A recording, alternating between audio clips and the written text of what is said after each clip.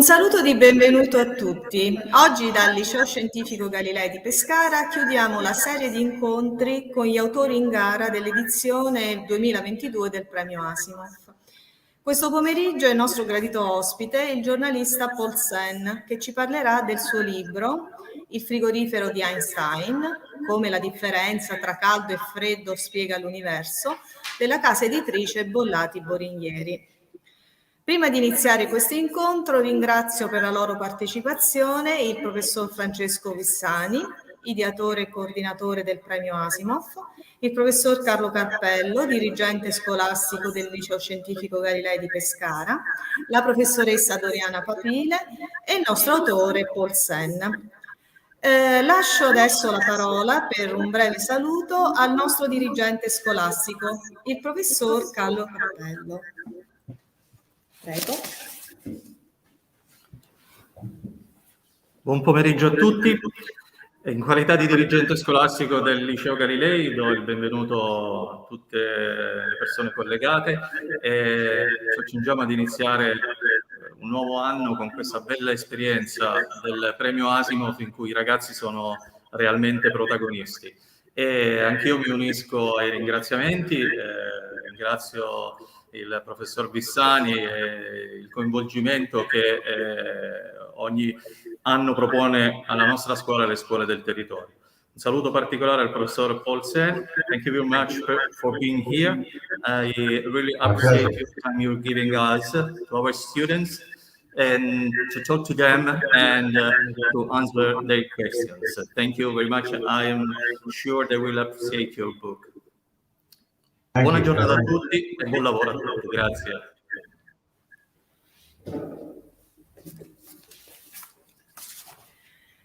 Grazie Preside. Il momento di ascoltare adesso il professor Francesco Vissani, che con la sua capacità e il suo entusiasmo ci coinvolge ogni anno in un viaggio fantastico nella divulgazione scientifica, lanciando in ogni edizione la sfida per un approccio diverso, non convenzionale, verso la scoperta e la conoscenza. Prego.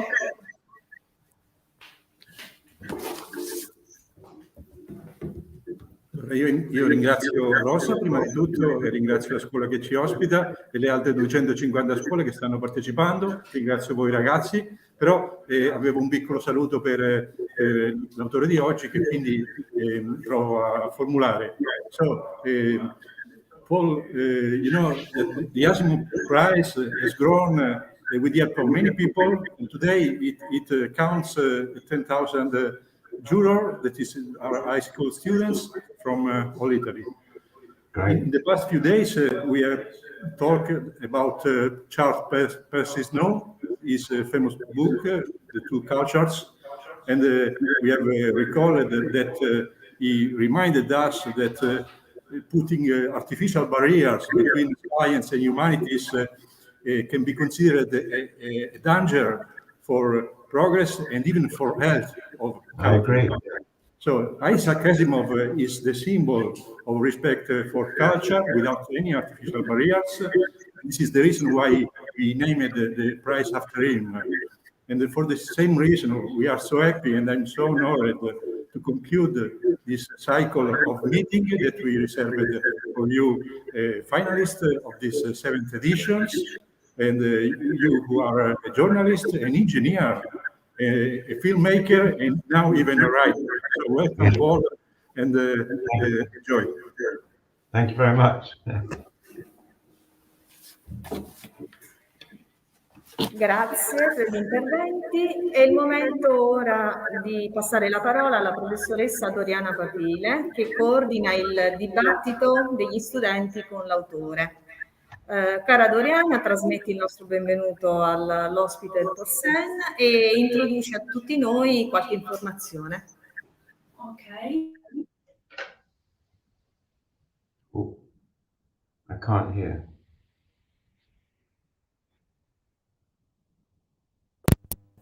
Sorry. So from now, the webinar will continue in English. Welcome, Paul. How are you? I'm very good, thank you. Nice to see you all. Great pleasure to be here. Thank you. Thank you for joining us. So good afternoon to all the students in the high schools Following our seminar, we're very pleased to host the author of the novel Einstein's Fridge, running from the Asimov Award 2022. I'll just read out a brief bio of Paul Sen, the writer. Paul Sen first encountered thermodynamics while studying engineering at Cambridge University. After graduating, he began a career in television and loves to make films about science and technology. Paul now runs his own production company, and its films have covered topics like computing, chaos theory, quantum physics, and natural history. These include 90-minute feature documentaries like Oak Tree, Nature's Greatest Survivor, which won the prestigious Royal Television Society Award for Best Science and Natural History Program. Einstein's Fridge is Paul's first book, and it grew out of research he did for his films. It is about thermodynamics, one of the most important topics in science. Thermodynamics helps explain everything from the behavior of living cells to the black hole at the center of our galaxy. It also explains why we must eat and breathe, how we power our homes, and even helps us build the internet. Thermodynamics inspired many great scientists like Einstein, and it remains at the forefront of research. Paul hopes his book will make more people in the general public aware of this very important branch of science. Let's welcome Paul Sen, who's here today to answer some of the questions and curiosities of our students.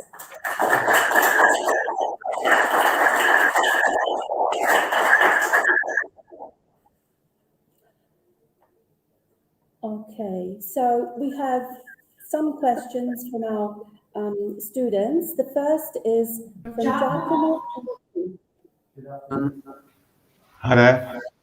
My first question isn't not my personal question. In fact, it's from Viola Sessa from Scientific High School in Varese. And she asked, what are the differences between theoretical and experimental physics in the approach to thermodynamics? Okay, I think the short answer to that question is it has changed a great deal over time, because when thermodynamics started, it was a very practical science. It was like, how do you make a steam engine more efficient? How can I go a further distance in a steamship using less coal? And the people who were building these machines, they didn't really think of physics as we think of it today. They weren't mathematically trained. Many of them were very practical people. And I think as more and more mathematically trained people became involved in trying to answer these questions, it was something of a surprise that complicated mathematical ideas could actually help with these very practical issues to do with making engines more efficient or more powerful, things like that. And so I think that in the early days, there was no difference, I think, between theoretical and experimental physics. The people were all the same. Some of them did they did equations, they did their own experiments, often in their own houses. So it was a very sort of interlinked world. But then over the next 100 years, as people found that mathematics was more and more powerful in helping to understand these questions that thermodynamics raised, it soon became much more than just about steam engines. It became about how materials change, how ice and steam are formed, how chemical reactions take place. And as more and more complicated sort of areas of science became involved in thermodynamics, I think there was a division, a splitting up of the two. And the mathematics became more difficult, so people had to really be trained in that. And then the physical experiments became more complicated, and that required more specialism. But ultimately, I think in thermodynamics, practice and theory are still very, very closely linked. You can't have one without the other. And the theoreticians raise questions which the practical people try and solve, and then the experimental physicists come up with results that they can't readily explain. They go back to the theoreticians, and so there's this very complicated back and forth process that goes on. And in some cases, in very modern developments, there's quite a big gap, I would say, between theory and experiment. And the most obvious example is when people try and understand black holes in space. And so there's a lot of debate about the role of thermodynamics and how they behave, but you can't study those practically.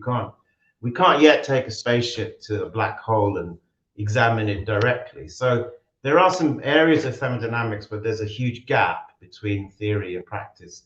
But in general, I would say that as a branch of physics, theory and practice are very closely interlinked in thermodynamics.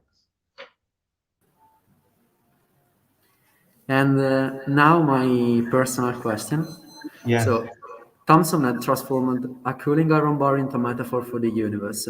Is this possible then by observing simple physical systems accessible to us to make hypotheses and conjectures about the behavior or nature in the universe? And what other example can be mentioned?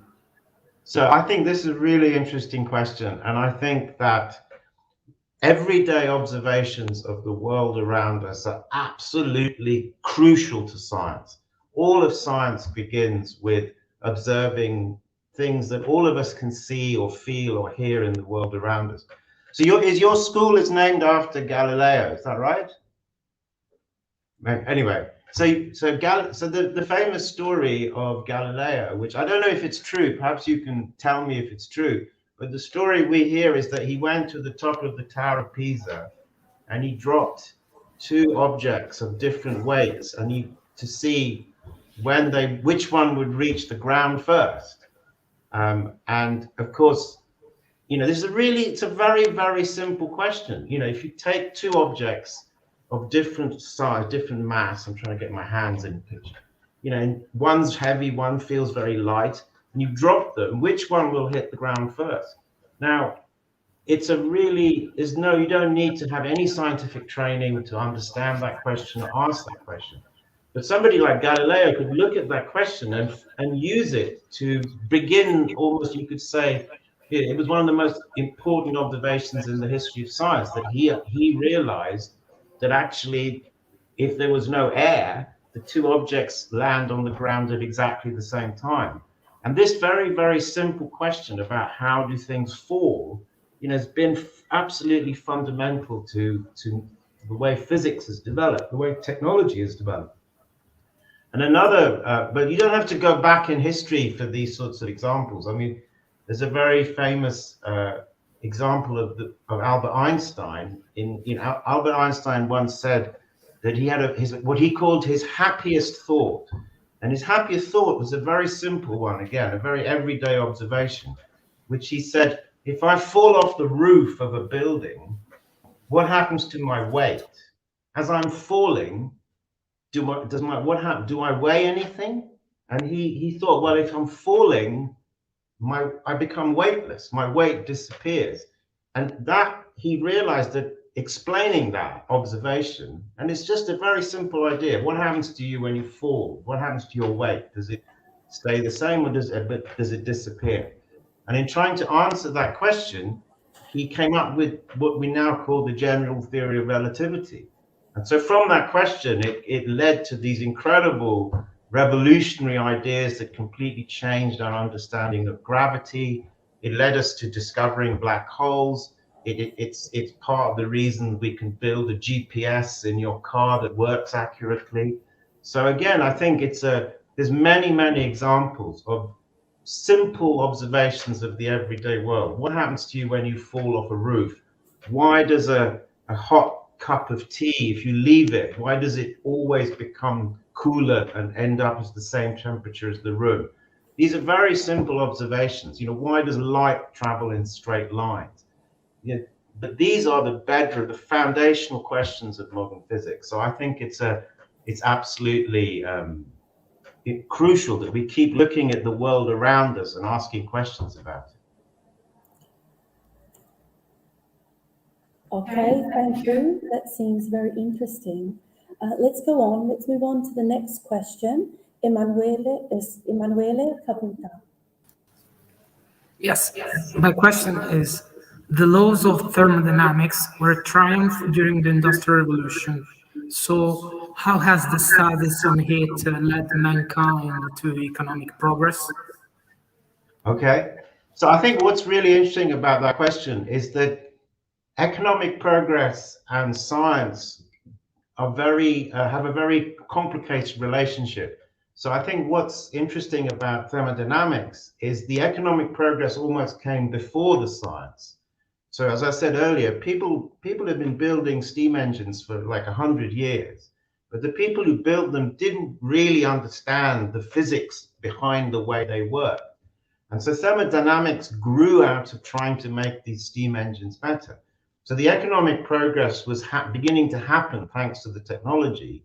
That economic progress then motivated scientists to try and understand heat in a more deep and profound way. And then it led them to all these discoveries about the nature of energy. They came up with this very important quantity in modern physics, entropy. But all of that came as almost as a response to the economic progress that the Industrial Revolution was bringing. But then the science kind of fed back to the economic progress, because once people began to understand thermodynamics more clearly, once they began to understand what energy is, what entropy is, that then led to more technical innovation. I mean, the most dramatic is the discovery or the building in the late 19th century of refrigerators. So once people understood thermodynamics and they thought, well, this is a way of making an engine better, they then realized you could kind of use the same principles to make things cold as well. You don't just have to make burn heat and make cars move or whatever. You can also come up with technologies like refrigeration, and that's had a huge, and that then spurred further growth, because once people had refrigerators, it greatly improved human health and nutrition and many other things. We could go on. It's a very important invention, the refrigerator. And then then came then the next thing was with electricity. When electricity became commonplace and people started building having electric light in their homes, scientists then began to go, well, what is the relationship between the energy you put into a light bulb and the light that comes out of it? And that led to quantum physics. So there's this constant back and forth. I think that economic progress and scientific discoveries, they're equal partners in progress. Then one doesn't necessarily cause the other, but they influence each other hugely. That. Thank you. Giovanni. Hello, it's a pleasure to meet you. Hello. So I would like to ask, the revolutionary France considered science and mathematics effective weapons for the war on superstition and against the power of aristocracy.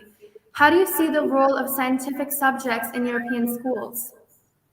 Well, I think the science is more important than ever, and it's I think the last 2 years have taught us that it's more important than ever that the general public have science is absolutely part of everybody's education, and this is especially true in democracies, right? Because in what we've really begun to see, and the pandemic is a very good example, but there's other issues like climate change and general health policy, but governments are now making more and more decisions based on science, on what the science should or shouldn't do according to science. And if the ordinary people in a country, the citizens, the voters in the country, are to try and properly decide who to vote for in elections, they should have a way of assessing how good the politicians are when it comes to making decisions about science. So I think the French Revolution was very. The revolutionaries were, it was a complicated story, the French Revolution, but the commitment to bring science to more people, which was a really important part of the revolutionary ethos in France in that time, is still a really important one. And I think that as we go in, as more and more science and politics and science are now completely connected, So it's more and more important than ever that everybody has a decent education in science so that they can become a properly informed member of a democracy.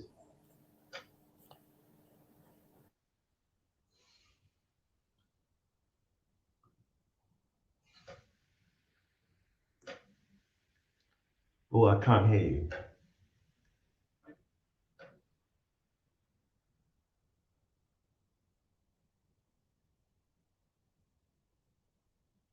I've lost the sound, sorry.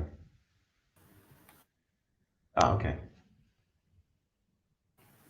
Good afternoon. You claim in the book that theoretical physics was born with the rule of causes. How rigorous is the approach based on logic and mathematical observation for the demonstration of results in physics? Well, I think Clausius is a very interesting figure because I think he is, you could call him, I think it's fair to call him the father of theoretical physics. So before him, physicists didn't really see themselves as being either one or the other. So, I mean, they all did experiments, they all did, theoretical work, mathematical work to try and understand their experiments. And I think that Clausius really understood that you can use thought experiments. You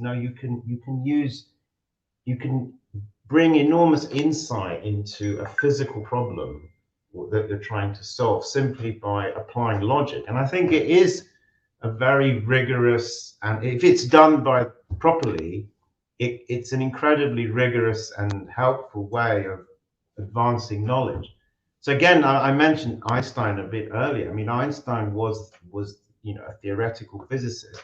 I mean, he actually had a much closer relationship with experimental and observational physicists than perhaps his reputation has. But he used what the famous, in English they call them thought experiments, where he asked himself these really sort of very logical questions about what, like the famous one he apparently did as a young man was, he said, if I'm holding a mirror in front of me, imagine a mirror here, and if I'm holding a mirror in front of me and I'm moving at the speed of light, what will happen to my reflection? Will my reflection stay in the mirror or will it disappear? And by trying to answer that question just by logic alone, it took him a long way towards what we now know as of the theory of special relativity. And so I think if it's done properly and done rigorously, logic and mathematics is absolutely vital to physics. But having said that, it's always important that when if you have an amazing idea, which is a theoretical idea, that at some point somebody can actually do an observation or an experiment to see if that idea is actually true in the real world. And I think, I have read criticisms that in modern physics, some of the theories that people think about are so far removed from what we can actually observe or measure in a laboratory that they become somewhat, not pointless exactly, but somewhat sort of esoteric, if that's the right word. So I think I think logic and mathematics is absolutely fundamental. It really pushes the boundaries of knowledge.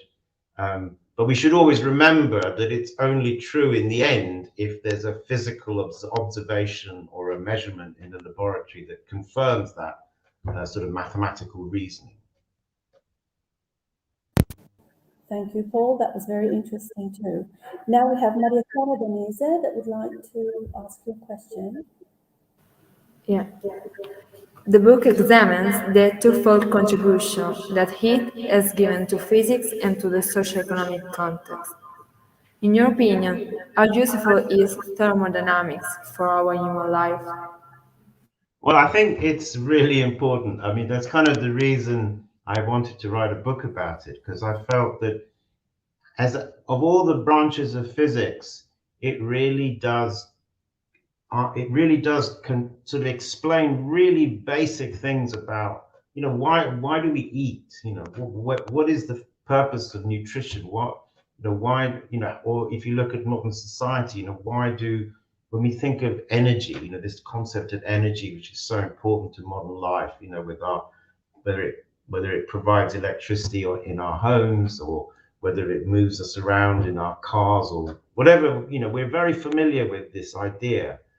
And I sort of felt people sort of don't really understand how deep and profound an idea it is in the whole of science.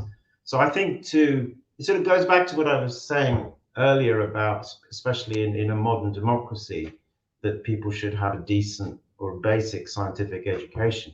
And I think thermodynamics is absolutely, and I'm not expecting, people to study high level, black hole event horizon thermodynamics and all that, but a basic idea of the laws of thermodynamics, which is, which are quite simple to state. The first one is that you probably all study this, which is known as the conservation of energy, which is this idea that energy cannot be destroyed, it can only be changed. I mean, even that idea alone, if people have a grasp of it, you begin to see how so many aspects of the modern world, what really drives them, what really makes them happen the way they do. And I think as a society, as we become more and more technologically advanced, these questions about energy and the nature of energy, how do we get it, what do we do with it, how do we deal with the waste, all these things are going to be very, very, become even more important than they are now. And they're going to affect us in very surprising ways. And I think that the example I like to think of with that is the internet. So when people were first building the internet, they didn't really think that it had anything to do with thermodynamics, right? The internet was all about computers and connecting computers and microchips and all that kind of stuff.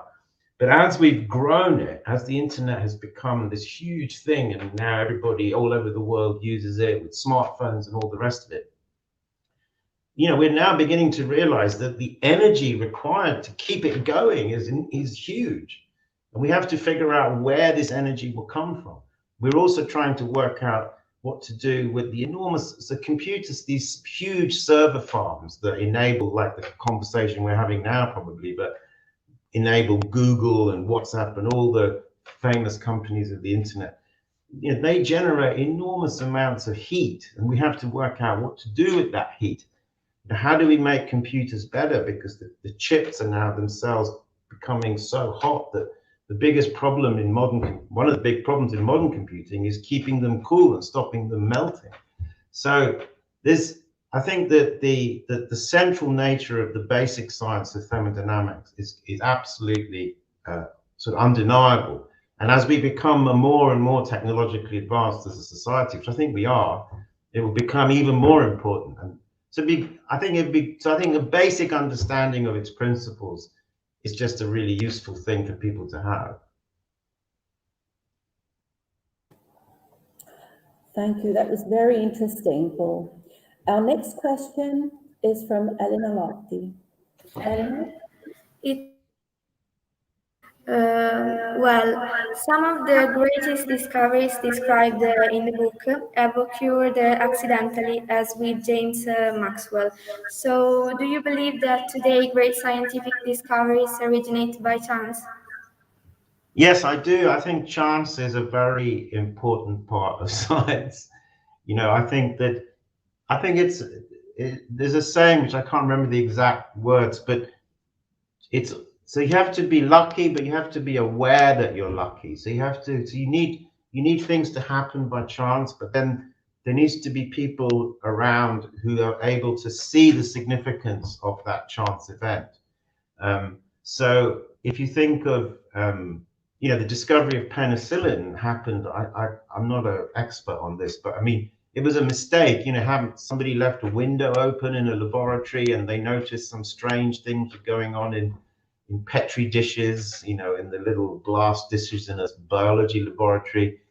But then Alexander Fleming realized there was something actually quite important here going on. So luck was crucial. I mean, the original observation was just chance. And even more recently, I don't know if you've heard of the Nobel Prize that went for gene editing, which is this extraordinary new idea that we can snip out bits of our DNA and change and alter them, and it's going to. I mean, I think the implications of it There's enormous moral implications, there's enormous medical implications. But the original work that led to that was not by people going, we're going to try and find a way to edit genes.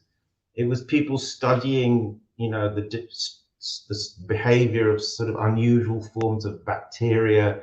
For instance, there was some bacteria in Spain that were very good at living in a salty environment. So the people who were studying that were not going, I'm going to discover a new, you know, technology to save the world. They were studying a very kind of, to them, practical problem that was in front of them. But there was the unintentional consequences led many years later to a hugely significant discovery like gene editing. So I think that chance is absolutely always going to be an important part of all of life, especially science. I think the crucial thing is to have people around who can recognize a lucky break when they see one. You have to, it's not just enough for luck to have, for good luck. You also have to be able to recognize good luck when you see it. And that's quite hard sometimes. Thank you.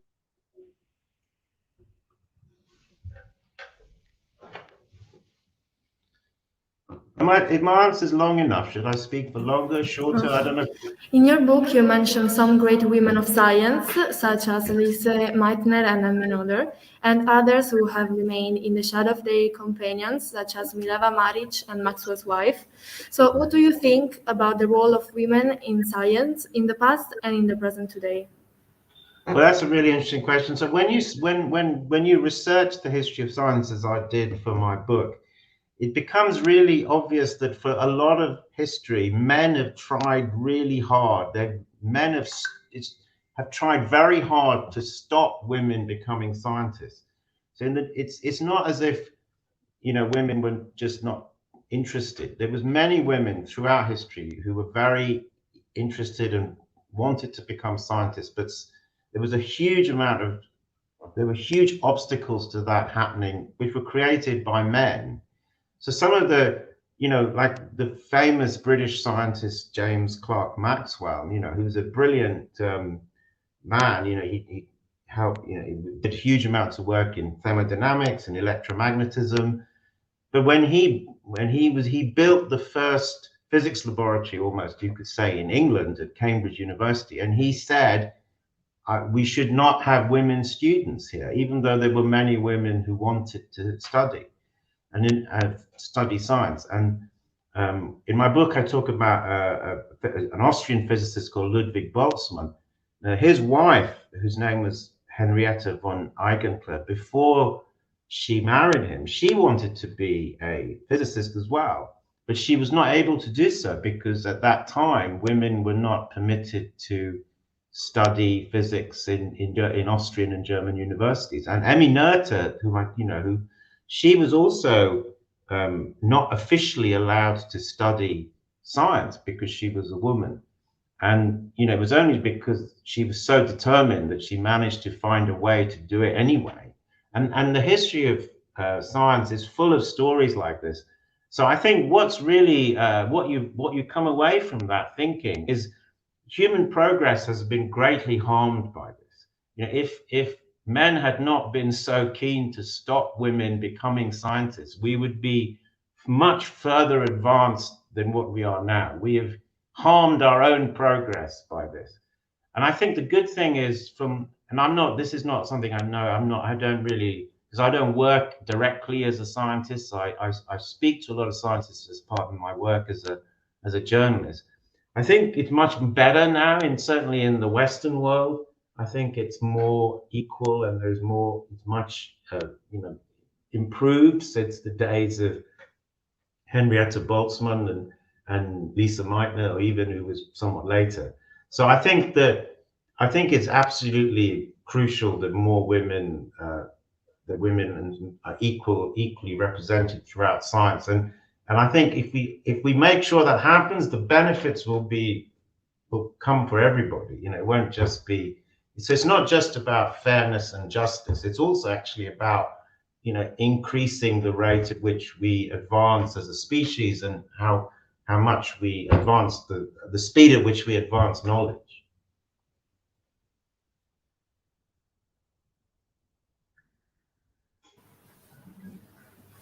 Am I speaking too fast? I'm slightly worried that people don't understand.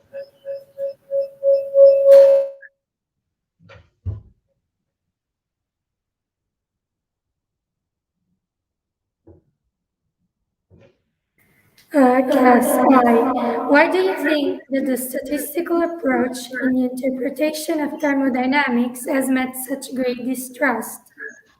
Okay, so I think that's a very interesting question as well. I think the reason for that is kind of emotional in a way. I think in the 19th century, people believed that scientists thought physics was about absolute truth, you know, so they didn't like the idea that, so if you think of the laws of physics that people had before then, there was Newton's laws of motion, and then there was James Clerk Maxwell's laws of electromagnetism.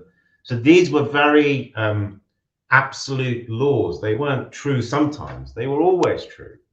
And then when people began to look at entropy, I don't know if you studied entropy at school, but it turned out that it was something that had a very statistical kind of chance. There was chance, and statistics was a really important part of understanding entropy.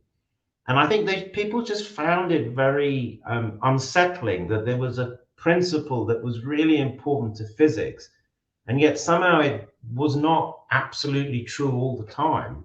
It was unnerving to people that there might be something that is usually true but not always true. When is it? Then you get into all these questions about when might it not be true, when is it true? And I think people found that just emotionally very unsatisfying. And there was a lot of resistance to these ideas. But in the end, people had to come around to them. They found ultimately that there was no way of escaping the laws of statistics.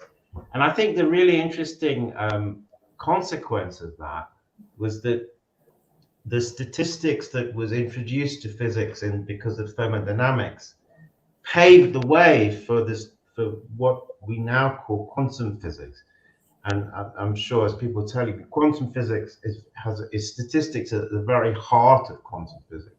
You know, quantum physics tells us that the individual particles that make up the world around us we can't know exactly what they're doing. We can estimate probably what they might be doing, but we can't be sure exactly what they're doing.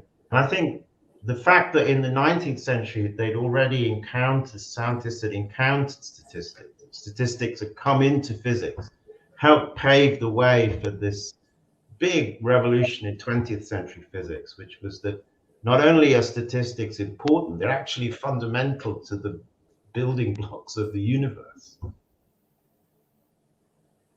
Thank you, Paul. Alicia has a nice question for you. Okay. Hi, why did you choose Einstein? Oh, hello. I can read it. What?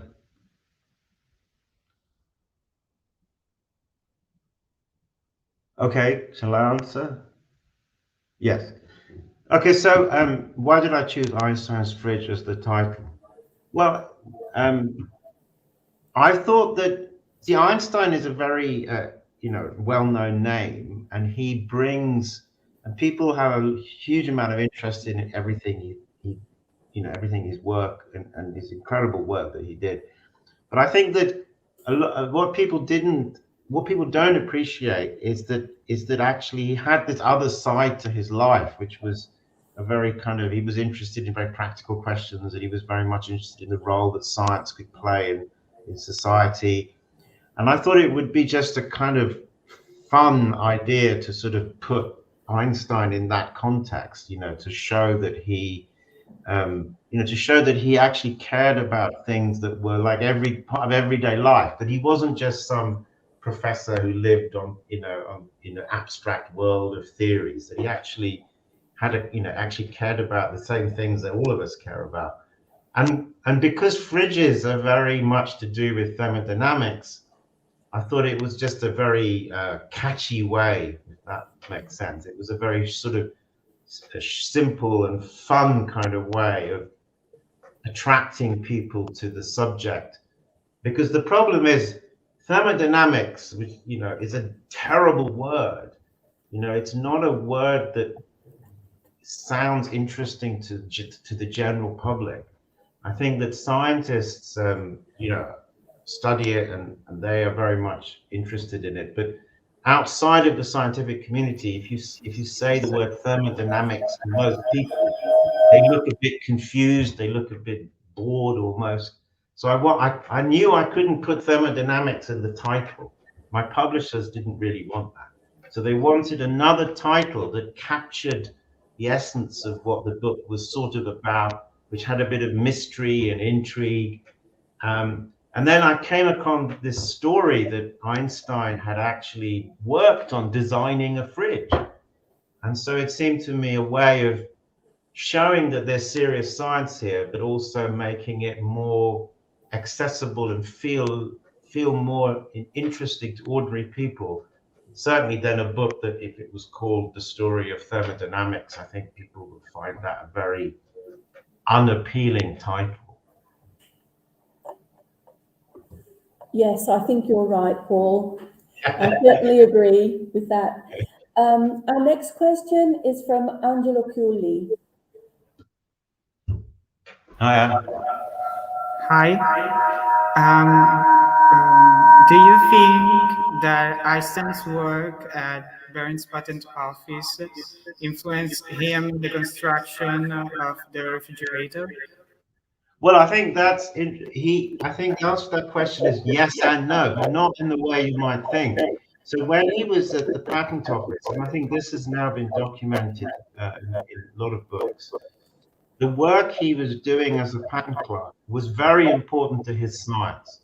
So he was based at Bern is in Switzerland, and at the time that Einstein was working there was a lot of interest in many European countries, but Switzerland particularly, in creating a synchronized way of creating a kind of synchronized timing system for railways and things like. So how do you make sure that the railways in the country are all have the same time?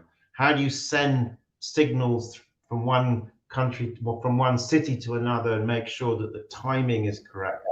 And so those sorts of questions about time and how you send time signals through electric currents and radio waves and all that kind of stuff, I think had a huge influence on his work on relativity, which he was doing when he was a patent clerk. He was actually doing the work, the preparatory work for his famous papers on special relativity and famous equation E equals mc squared. So I think his patent office work had a big influence on that. The patent office influenced the fridge, but in a different way. So when Einstein started with his friend Leo Szilard, when he started designing fridges, this was many years later in the 1920s. So he was a patent clerk in the early years of the 20th century, so 1903, 1904, I think, 1905 is when. And he started doing his work on the fridge in the 1920s. So there's a long gap. But what's interesting is that when he and Szilard started designing the fridge, because Einstein had worked in a patent office, he knew how to make the applications for the patent. So he knew how to register the design of the patent with all the different countries in the world so that they would be able to show that it was their design. So he understood the patent system extremely well. And in fact, him and Szilard, his friend who designed the fridge together, they then received a fair bit of income from these patent applications, which Einstein put through as when they were designing the fridge.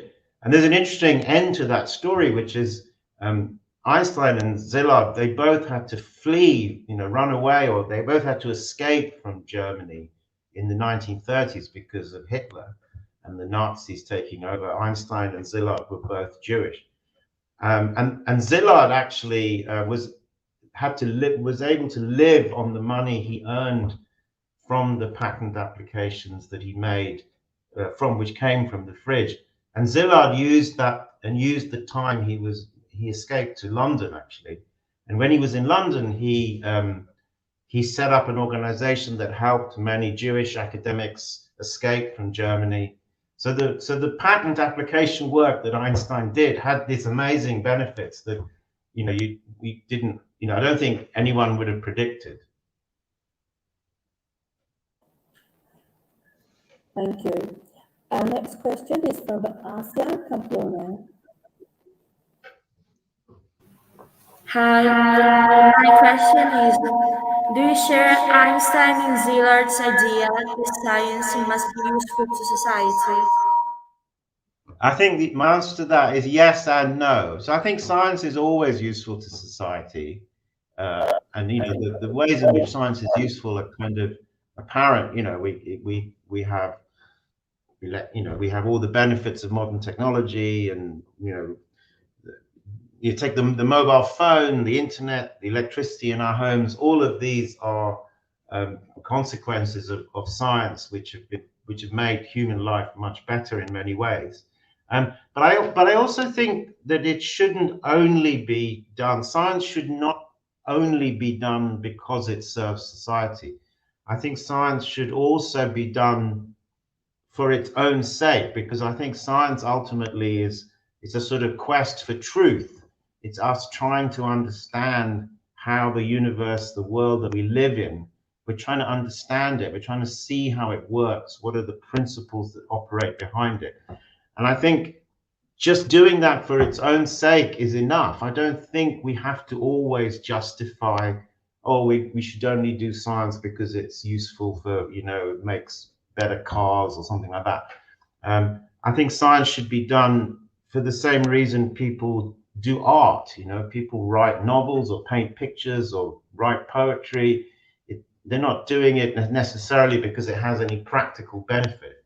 They're doing it because it makes the world richer and a more beautiful place to live in. And I think science should be done for that reason also, as well as being useful to society, and it is useful to society.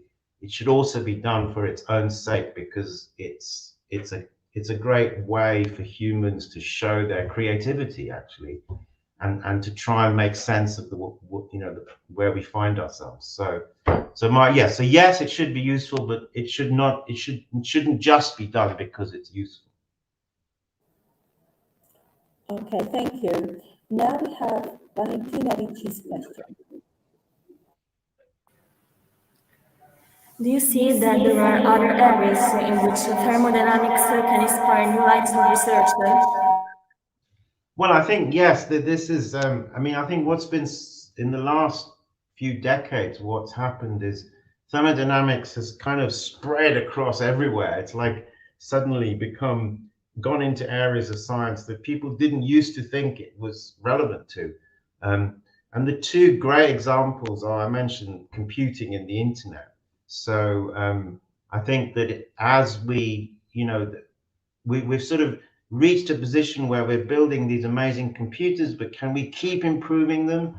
And one of the big problems, as I think I just touched on earlier, is that we have to, the computers are becoming too difficult to make because the chips are becoming too hot.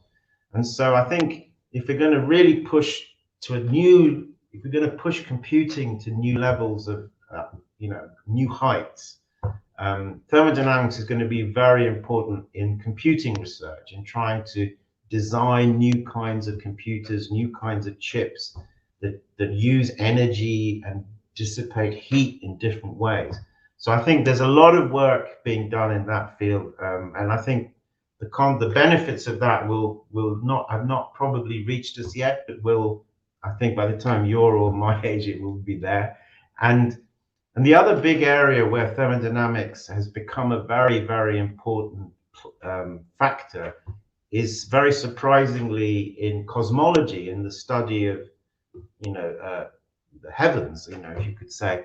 So I think you've all heard of Stephen Hawking. In the 1970s, he proposed this idea, which is now called Hawking radiation, and it's to do with black holes and the nature of the way these very strange things exist in our cosmos, and using ideas from thermodynamics. Hawking and and another scientist called Jacob Bekenstein were among the first to think, well, actually, thermodynamics is a very useful way of trying to understand these strange objects in space. And since their work in the 70s, what's now known as black hole thermodynamics has exploded. There's a huge amount of theoretical work being done.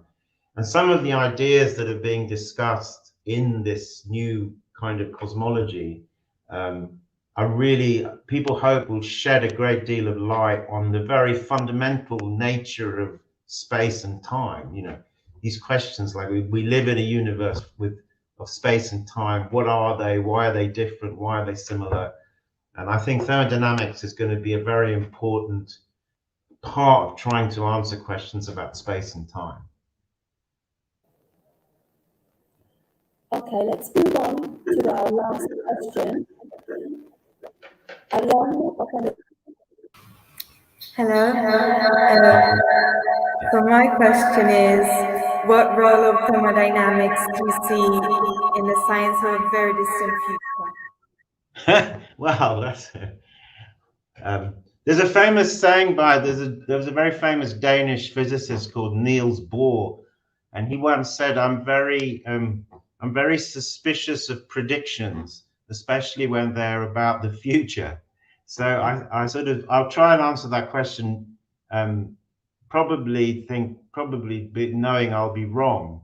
I guess in the very distant future, in a kind of, I think partly in the medium future, it's I'm going to allude back to my previous answer, which is actually, I think thermodynamics will help us revolutionize computing power even further.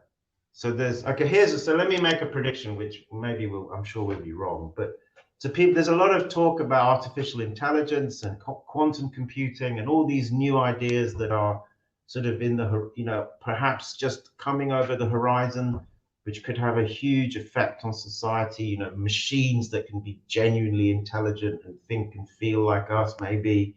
And I think that what I would say is that in the next 50 to 100 years, I think computing will change even more so than it has over my lifetime. I grew up where there was no internet, no mobile phones, nothing, TV, there was no digital anything. And the world's completely changed. And I think it will change again in ways that I can't predict. But I think thermodynamics is going to be a crucial part of that change. And the other thing I would say, even going further, is I think there are a great many mysteries about the universe, which we just don't, we're a long way for answering. So there's these big questions in cosmology to do with things like dark matter and dark energy, and just and as I said earlier, about what why, to take very deep questions about the nature of space and time. Why does time seem to always go into the, why does it have a direction? Why is the future different from the past? And I think we're a long, long way from answering those sorts of questions, but I think one day we'll be closer to answering them. And I think that thermodynamics will be a very important tool in helping us answer them. So I think there'll be some, I guess in summary, I would say thermodynamics will revolutionize computing and make computers even more surprising and powerful than they are. And ultimately, it will help us really answer some of the very basic questions about the fabric of space and time.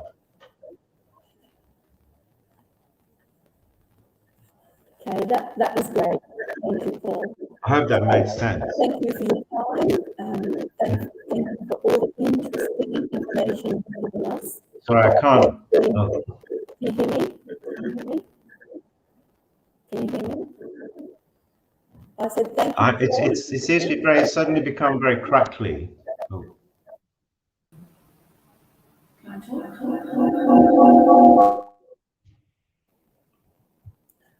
I was saying thank you for your inspiring talk. And yeah. So I'm struggling to hear you now for some reason. Shall I turn this? Microfono. Hello? Hello?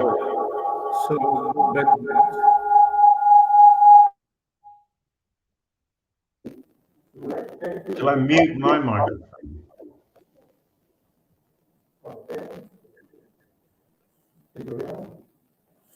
Paul, can you hear me? We'd like to thank you for your inspiring talk and information. I hope all the schools that have joined us have also enjoyed the seminar. And now our colleague Rosa and Francesco would like to say a few words. And then our headmaster, Professor Carlo Cappello. Thank you, Paul.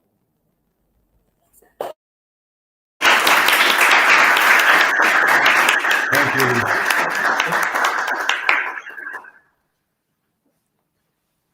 Bene, ringraziamo ancora Paul Sen per il suo intervento e per la disponibilità.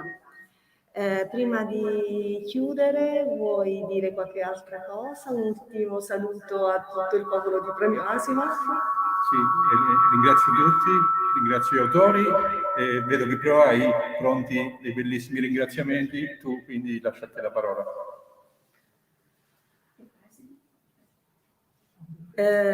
Siamo giunti ormai al termine.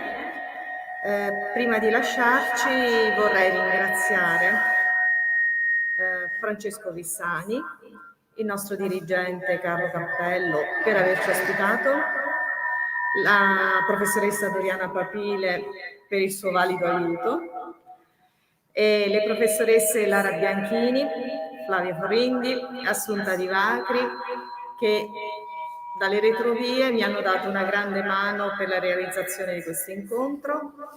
Ringrazio tutto il personale della scuola e della segreteria, in particolare la signora Antonella Di Renzo, per il supporto tecnico.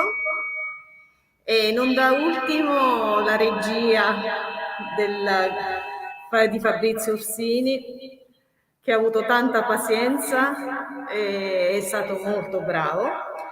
Il ringraziamento più grande va al Premio Asimov, all'INFN, l'Associazione Italiana Librai e tutti i ragazzi che hanno partecipato oggi e tutti i ragazzi che nelle diverse parti d'Italia hanno scelto di leggere un libro di questa edizione. E vi auguro una buona serata ed una buona lettura a tutti voi. Grazie per averci ascoltato e per aver passato un po' di tempo con noi. Grazie a tutti.